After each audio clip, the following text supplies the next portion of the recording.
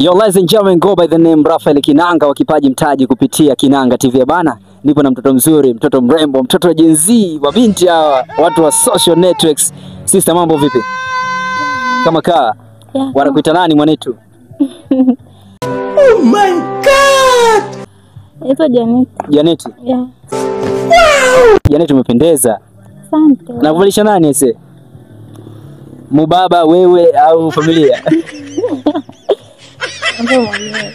Janet, kiwango chako cha elimu ni kipi? Nipo chuo. Upo chuo? Chuo kikuu?